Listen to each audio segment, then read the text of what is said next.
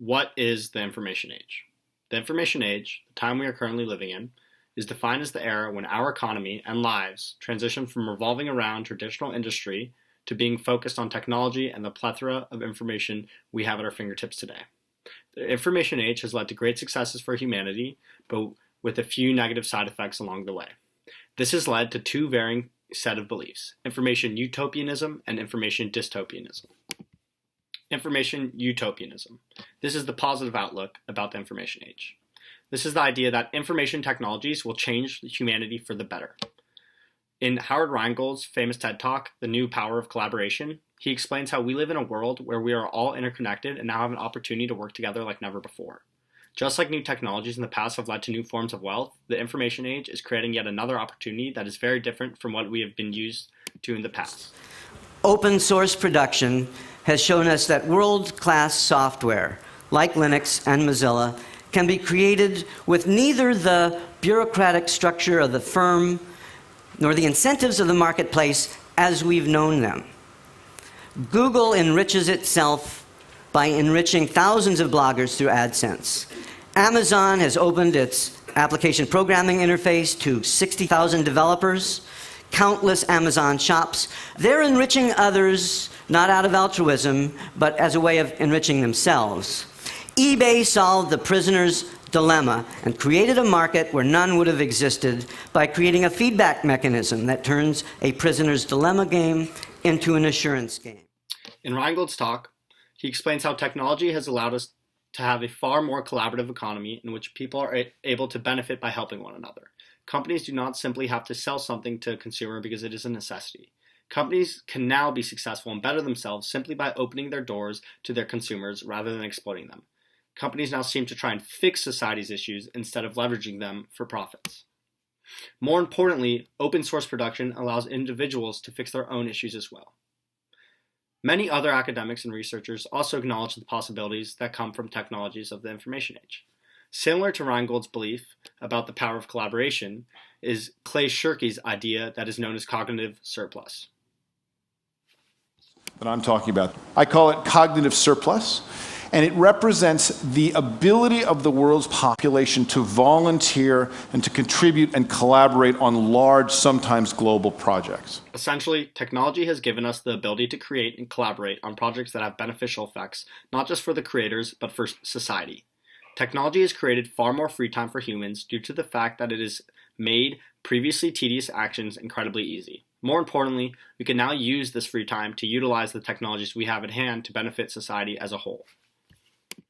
Although many people believe that the information age will lead us to being a far more efficient and collaborative world, there are still many skeptics. Information dystopianism is the negative outlook on the information age. People believe that we will lose sight of what it means to be human and cause irreparable damage to the human culture. For example, Chris Rowan of the Huffington Post stated that today's families are different. Technology's impact on the 21st century family is fracturing its very foundation and causing a disintegration of core values that long ago were the fabric that held families together. A common dystopian ideal is information overload. Although this is a general idea, it is very important because it leads to many other dystopian beliefs. The information age has led to the collection of more data than ever before, and although this sounds great in theory, it also leads to issues. Simply, there's so much information constantly being pushed out to citizens, and more importantly consumers, that it leads to several problems. This overwhelming amount of information makes it harder for individuals to make decisions due to the fact that they have to sift through so much data. As mentioned before, information overload also leads to the issue of constant distraction. With so much going on, it is so easy to be distracted, therefore taking away from social capital and human interaction.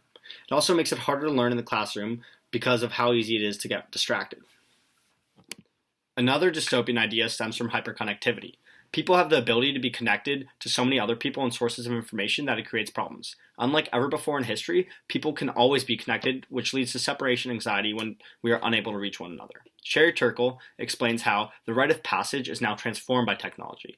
In the modern, technologically tethered variant, parents can now be brought along in an intermediate space, such as that created by a cell phone, where everyone important is on speed dial. Adolescents don't face the same pressure to develop the independence we have associated with moving forward into young adulthood.